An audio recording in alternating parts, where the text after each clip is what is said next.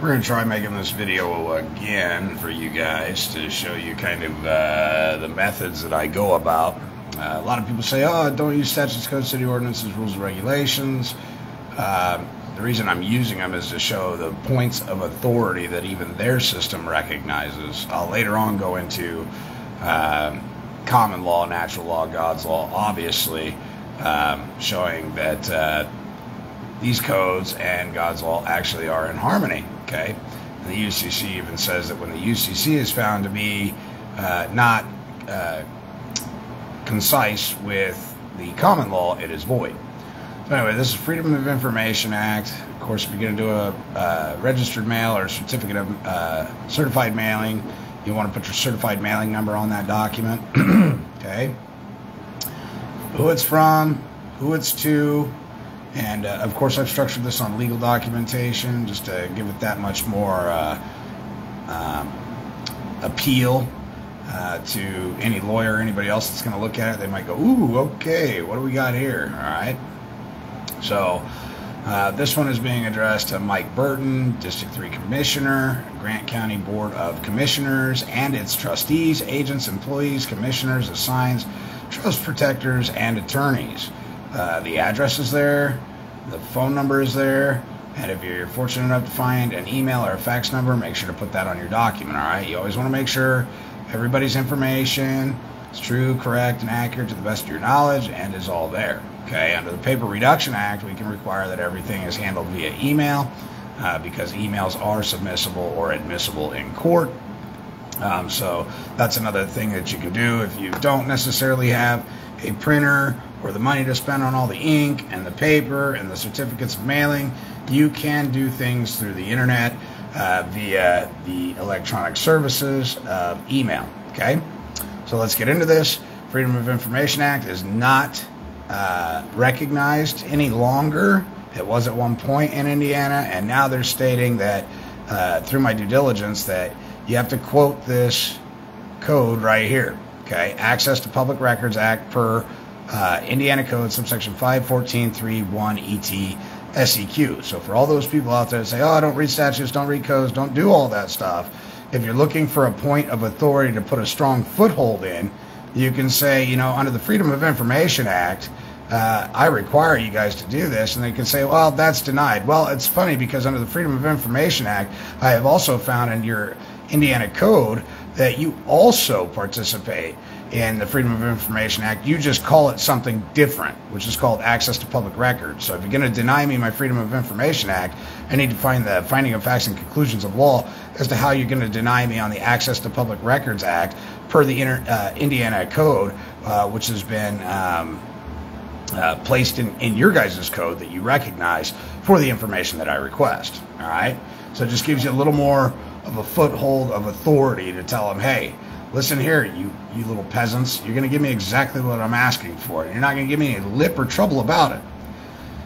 Notice, this document is not intended to threaten, harass, hinder, or obstruct any lawful operations, okay? It is for the purpose of obtaining lawful remedy as is provided by law. Why are we putting this here? We're putting this statement of fact here to let them know that we are not paper terrorists. We are not here to obstruct any lawful operations. We are not here to be dissidents or to engage in insurrection or seditious behavior or issue threats. Okay? We are here simply to look for what? Remedy, which is what? Provided by law. Okay? So that's our intent. That's our statement in the very beginning. You can put notice to agent as notice principal, yada, yada, yada if you want. You don't have to. But it is nice to state your intent at the very beginning. If you'll notice at the top of the header, all top of the documents, every document you ever have, the top of the document always tells you what the document is. Okay? So this is a Freedom of Information Act. It's important to have that up there. I put that on the header because as you scroll through these pages, every page will have this on top in case they somehow get scrupled up in the office with a bunch of other pages or whatever. They'll at least know what these documents are and how they go together. And then, of course, you will see the footer, Freedom of Information Act request and Access to Public Records Act per the Indiana Code subsection 514.3.1 ET SEQ, and then, of course, followed by a page number. This page number will, of course, change I will put 1 of 5 on there. So as you're going through it, if they get them scrupled up and they're not quite in order, they can put them back together. There's no, I want to remove any plausible excuse they may have for not comprehending the documentation and exposing their incompetent asses, all right? So, again, we're just going to go ahead and give this little disclaimer. Notice this document is not intended to threaten, harass, hinder, or obstruct any lawful operations. It is for the purposes of obtaining lawful remedy as provided by law.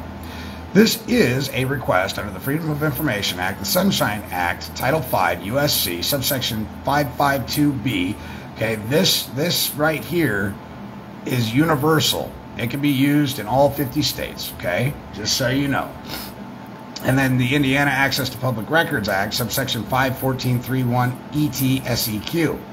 Now, if you take this paragraph here and you put it into a search for your state, more than likely it will pull up some type of code for a public records request, okay? So that's how you're going to go ahead and address that in your state if you're looking to make something similar to this, okay? You're going to want to have the substantiating code.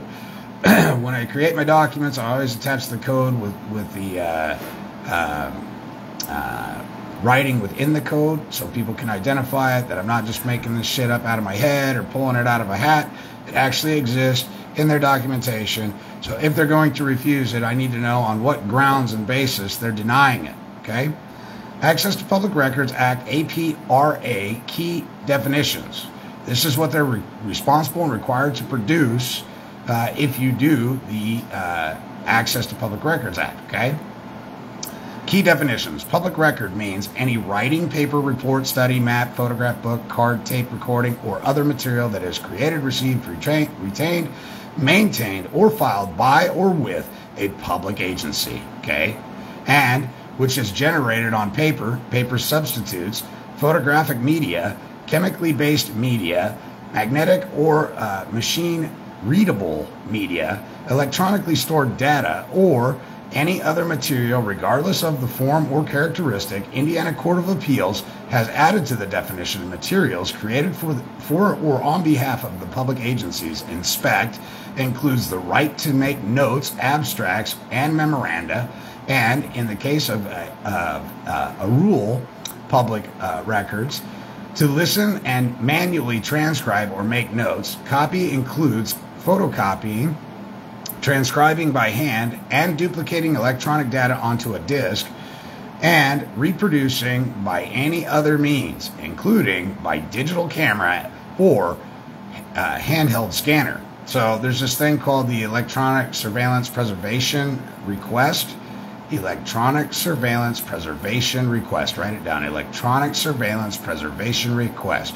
Anytime that you have an engagement with agents and agency in a public building that has cameras or that they're wearing cameras, you immediately want to do an electronic preservation surveillance request. So they can't delete the footage and the images and audio that they captured that may exonerate you or help prove the criminality of their acts, okay? We're going to go on. This, again, is a Freedom of Information Act. Understanding exemptions are discretionary rather than mandatory. There are a few exemptions. When you're doing a Freedom of Information Act and it pertains to an offspring, a child, their location, their whereabouts, they're exempt from being able to provide that, from having to provide that information to you for the best interest of the offspring. And that's reasonable in most instances, except for the fact that 9 times out of 10, they're actually stealing offspring to profit. And we're going to get into that here in just a minute.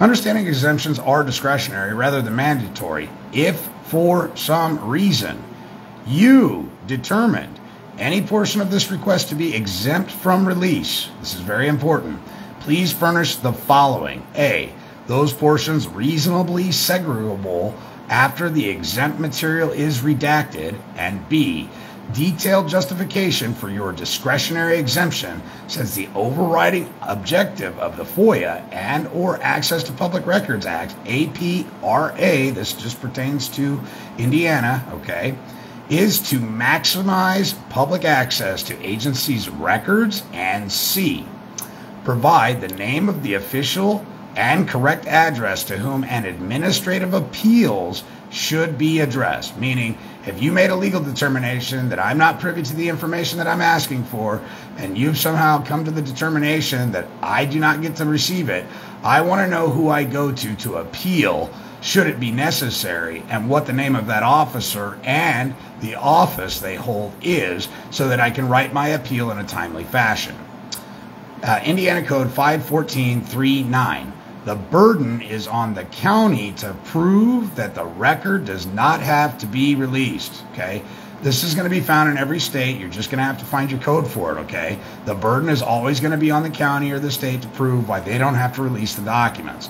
And it will normally correlate, if they're not releasing said documents, it will either correlate to one of about 3 or 4 things. One would be trade secrets of the corporation, okay? The other one would be dealing with children, battered wives, battered women, or battered men. They don't have to provide certain information, okay? It's to protect them. And, of course, people that are part of the witness protection program, so on and so forth. That information won't have to be divulged either, and will be somewhere in their code written down as to the rules and regulations of releasing certain information, whether or not it be pertinent or not. In the event that they turn you down, you can subpoena these records in court. You can take these guys to court and subpoena them to appear to explain why they felt they didn't have to give you the said information that you were requesting.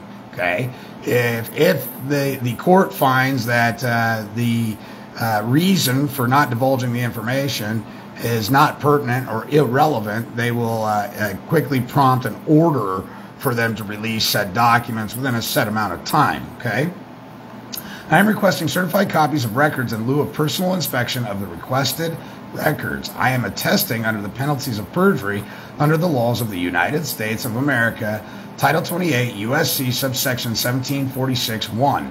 1746.1 deals with unsworn declarations, okay? That I am category Title 5 CFR 294.103D requester. Okay, I'm not a United States citizen. I'm not part of the government. And so Title 5 CFR 294.103D falls underneath other, the scope of other type of requester, okay? I, the undersigned, require a certified copy of the following documents. A certified copy of your public official surety bond. And this code supports what I'm asking for, okay? Indiana Code 5451. Who must furnish bonds? Section 1. Every public official elected or appointed to any public office, employment, or position of trust, that's an important one, and officer of the Indiana National Guard who is required to execute and furnish a bond or other like obligations may procure such bond or other like obligation from a surety company or surety companies authorized by law to transact business in this state and competent to execute and furnish a bond or other like obligations of the character required, okay? 2. A certified copy of the Governing Board of Grant County Commissioners blanket surety bond.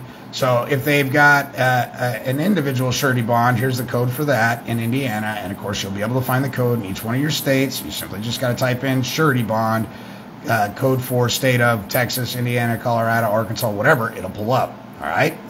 So the second one, if they don't have this, they might have this. Okay? So if not this, then that, right?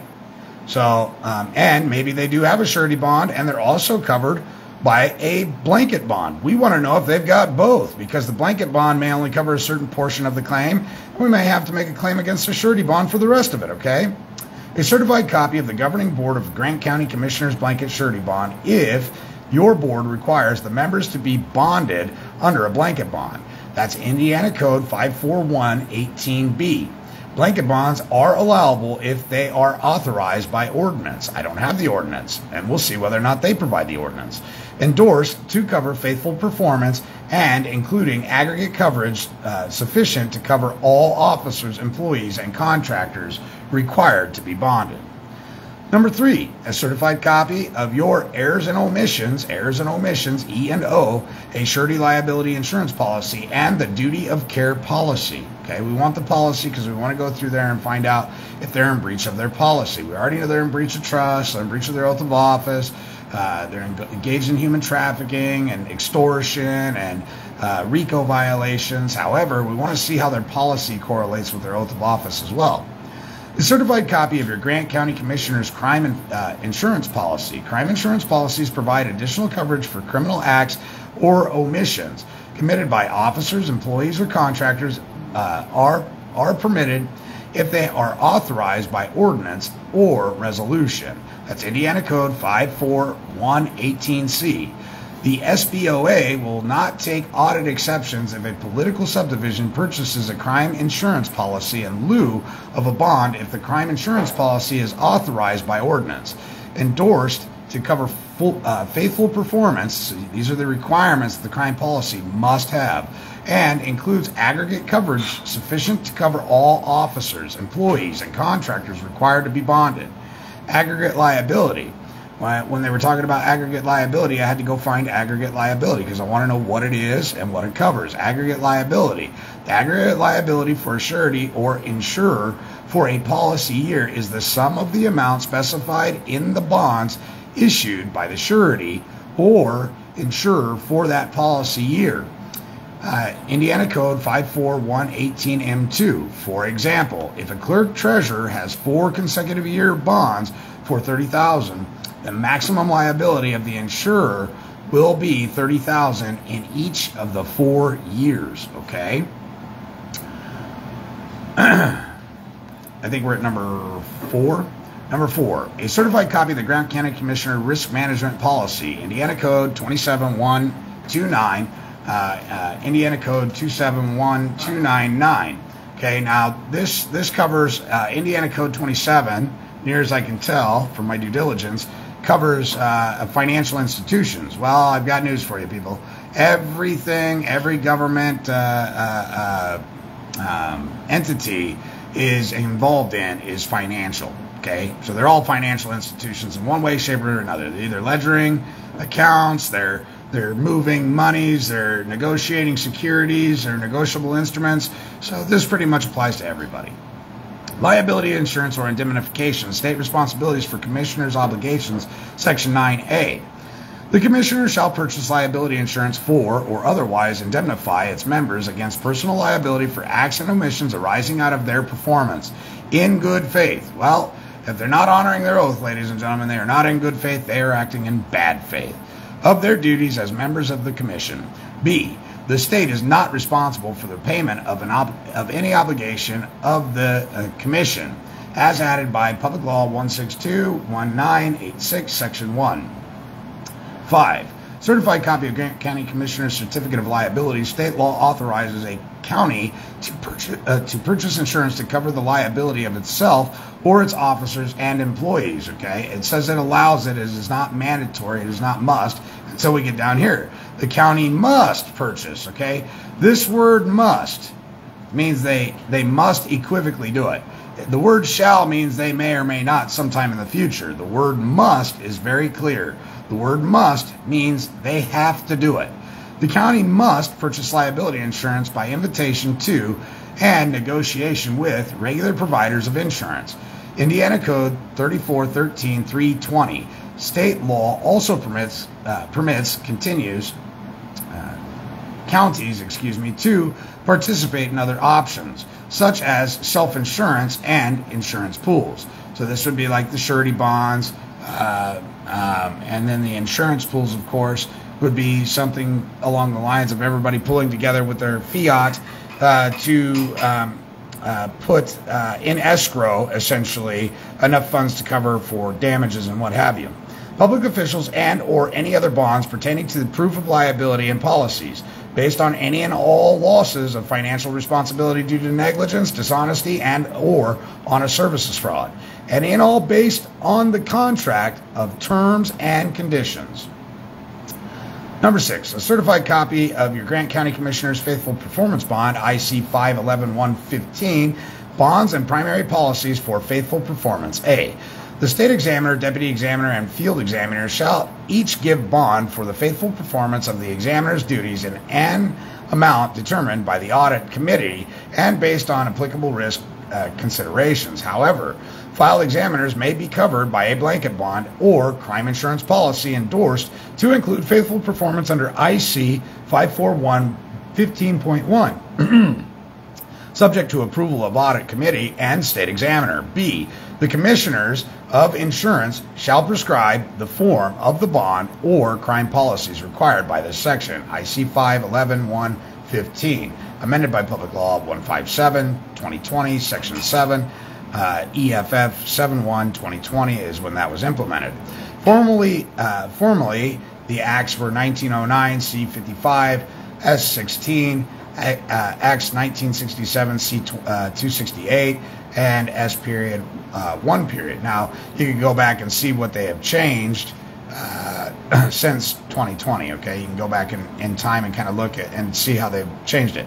As amended by Public Law 3, 1986, Section 13, Public Law 49, 1995, Section 6, IC 54119, individual surety bonds for city, town, county, or township officers and employees, faithful performance of the duties, Section 19. The bonds prescribed by IC 54118 cover the faithful performance of the duties of the officers, employee, or contractor, including the duty to comply with IC 3544.111 and the duty to account properly for all monies. Okay, we're going to get to talking about why I put this together in a minute. Monies and property received by virtue of the officer, employees, or contractor service in the office or position, as added by the Acts of 1981, Public Law 47, Section 4, amended by Public Law 126, 2012, Section 15, Public Law 188, 2016, Section 4. E, certified, remember, we're requiring this of these officials, a certified copy of the power of attorney for surety bond company. Now, when they acquire their surety bond, okay, there is a power of attorney that is created between them, the principal, and the surety. The surety bond holder, being the surety, has a power of attorney holding that bond. Should somebody make a claim against it, they are authorized to liquidate that bond, okay, to make the aggrieved party, the man or woman bringing the claim for such egregious actions, whole, okay? That's why we're asking for this. If you don't have this, you're not going to have the underwriter to contact in the event you're caused harm. If you merely just ask for the surety bond, you're not doing yourself any favor. You also need to get the power of attorney as well. Okay, now this is just the power of attorney for the surety bond. We have to be specific because the law is specific, and they may be covered by a blanket bond, and you're only asking for a surety bond power of attorney, and they don't have a surety bond power of attorney, so they write you back a simple letter. We are unable to locate the power of attorney for the surety bond, and you think they're screwing you over, which in reality they are.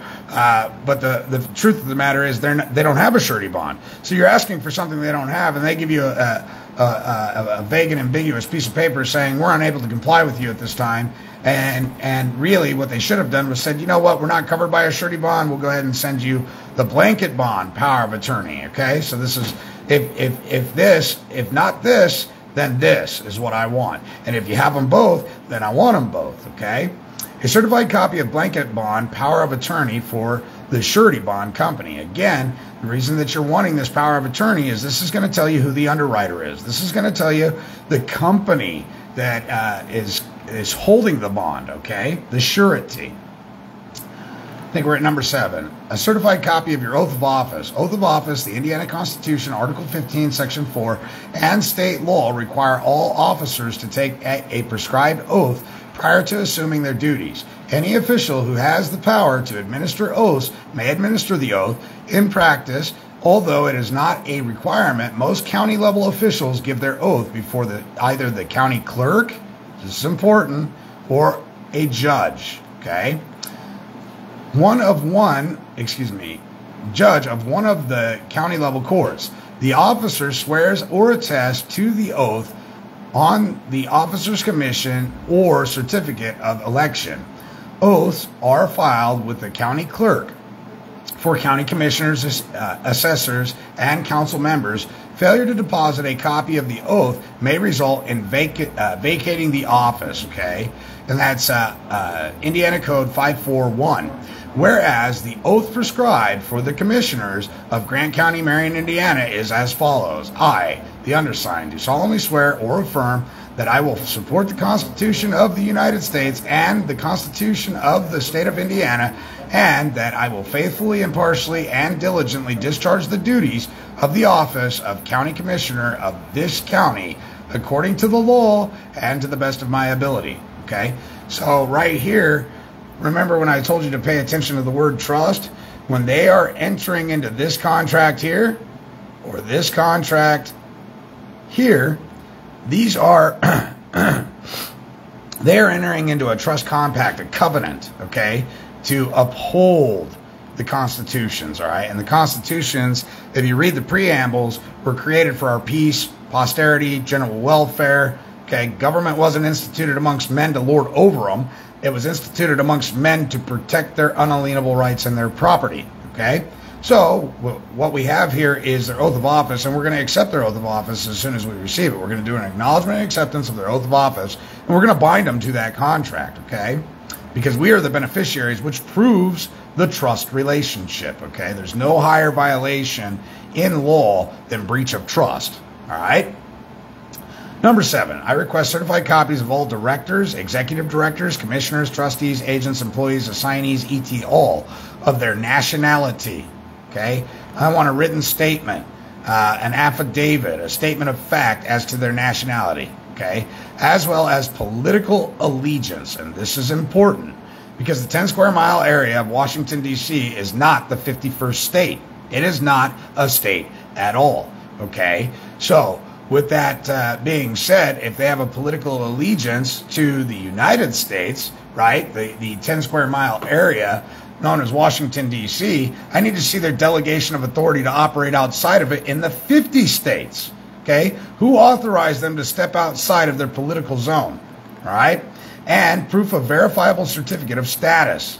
Certificate of status from the IRS to do business in the United States, inclusive of but not limited to the Foreign Agents Registration Act statement of 1938 as amended in 1939, whereas they need a certificate, their foreign registration certificate, okay?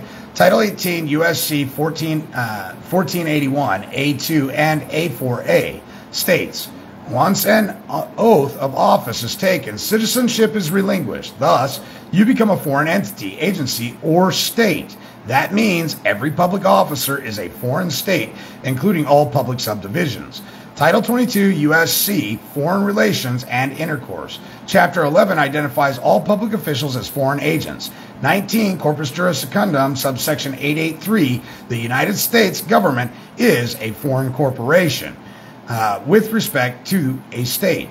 All public servants, officials, congressmen, politicians, judges, attorneys, law enforcement officers, states, and their various agencies, etc., are the express agents of these foreign principals, okay, or subsidiary corporations of Title 28, 3002, 15A, which is the federal definition for the United States, which is a corporation. See Foreign Agents Registration Act of 1938 as amended in 1939, Title 22, USC 286 ETSEQ 263A, 185G, 267J, and 611C 2 and 3. Treasury Delegation Order Number 91 and Title 22 USC subsection 611. And I require a certified copy of the Grant County Commissioner's anti-bribery statements. They're all required to put on record their anti-bribery statements as well as their conflict of interest statements. And we want them to produce them. Okay, this is evidence we're going to use against them because they swore an oath to the Constitution. They provided an anti-bribery statement in good faith saying that they wouldn't be bribed or they wouldn't have a conflict of interest or meddle in things that might lead to a conflict of interest that would cause the public not to trust them. As required pursuant to Foreign Corrupt Practices Act of 1977 FCPA and Title 15 USC subsection 78 DD1 ETSEQ and pursuant to Title 18 section 201 bribery.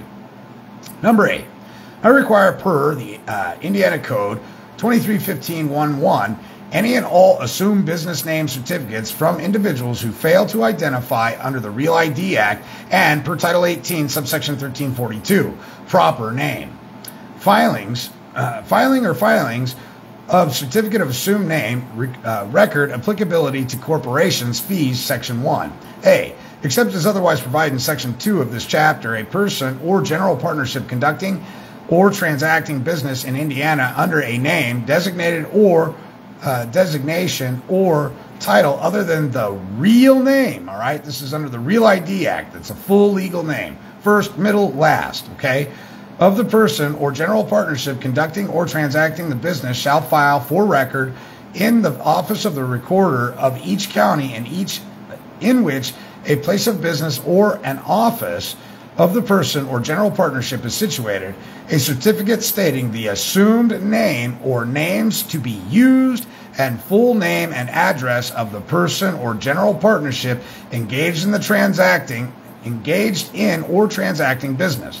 Now, the reason for this is when they sign their oath of office, they sign their full first, middle, and last name. However, when they're signing orders and doing business on behalf of the state, the principal, the county, the local municipality, they so often use first name, middle initial, last name.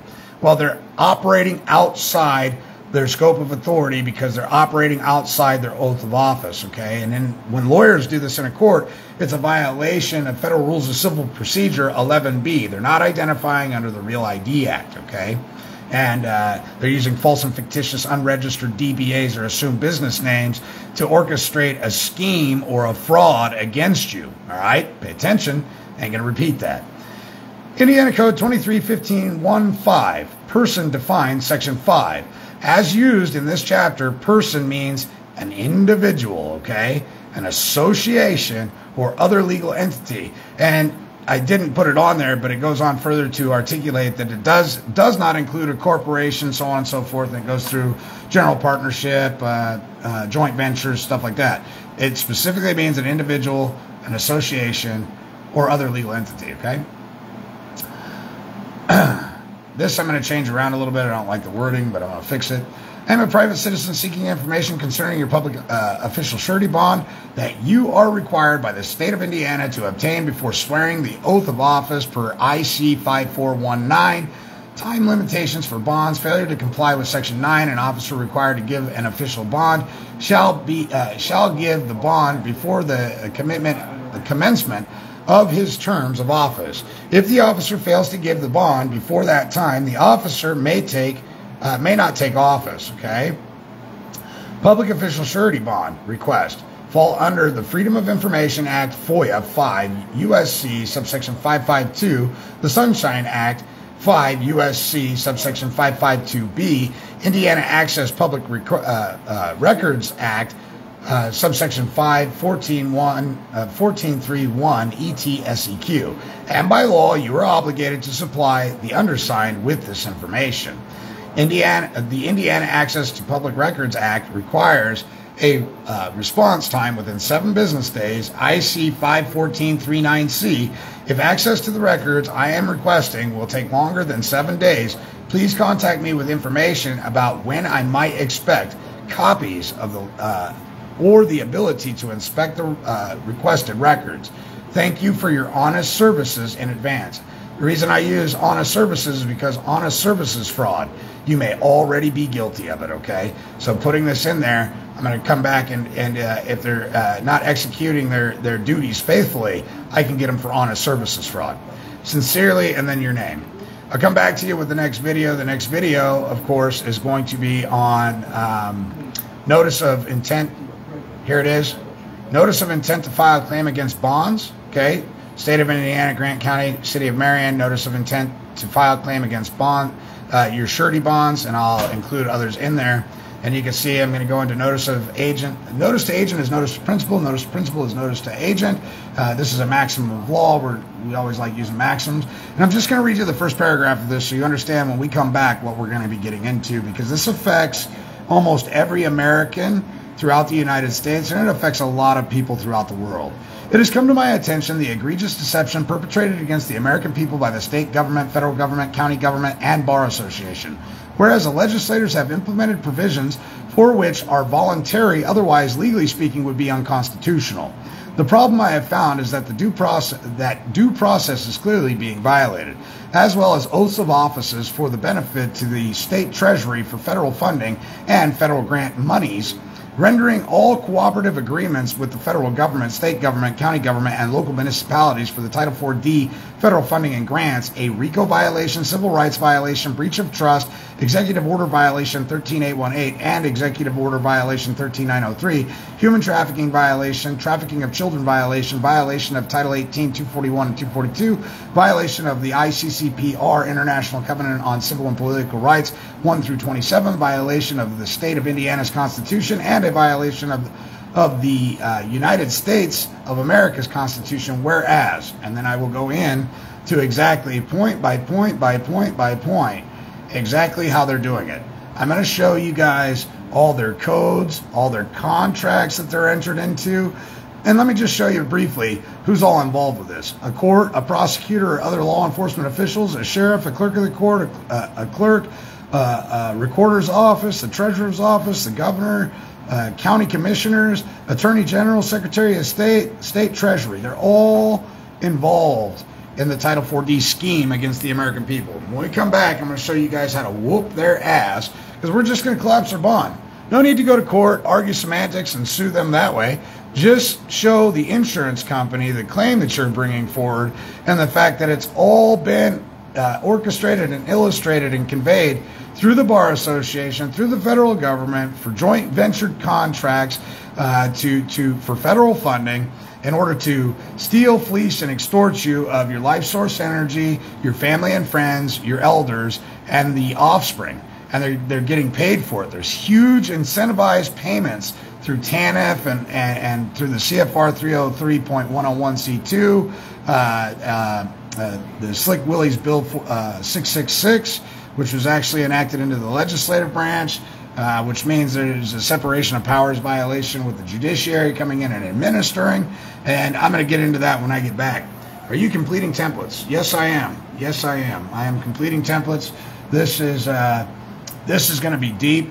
And, of course, I'm going after them all. The commissioners, the attorney general.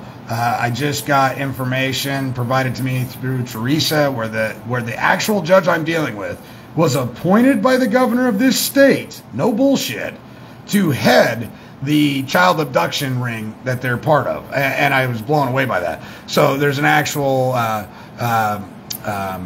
recommendation from the governor who appointed her, and he's got this nice little letter that he wrote. So now his bond is on the fucking hook for human trafficking, abducting of children. Because remember, ladies and gentlemen, ignorance of the law excuses no one, especially those that are purported to be learned and supposed to be working on our behalf as trustees. So this document is not finished yet. When we come back, I'll get into it. I've got it far enough along that you guys can understand what I'm talking about. But anyway, this deals with Title 4D, Title 4E, Title 4B, the abduction of children, child support, and the compensation packages through the federal government that they're all engaged in. Okay, remember, these programs are voluntary, so they are voluntarily participating in crimes. And with that, I'll let you guys go, and I'll talk to you guys soon. Thanks for all your support of selfgovernance.com, by the way. Without you guys, I wouldn't be able to do the Heavenly Father's good works that I've been permitted to do. It's all because of you guys. So thank you so much, and I thank the Heavenly Father for giving me the strength to do this. This is not an easy task. It's not easy to articulate this stuff and to show you guys. I've been at this for over 12 years now. I get better every day. Thanks to all your guys' support, donations, prayers, and joining selfgovernanceU.com, as well as subscribing to the channel and also acquiring the law library, which will help you ascend to the mind as well. Thanks again for all that you guys do. Greatly appreciate it. We'll see you soon later on this evening. We got about another 3 or 4 hours of work to do to complete this, but as you can see, we don't fuck around in this neighborhood. There's one place we don't fuck, and that's around. Talk to you soon.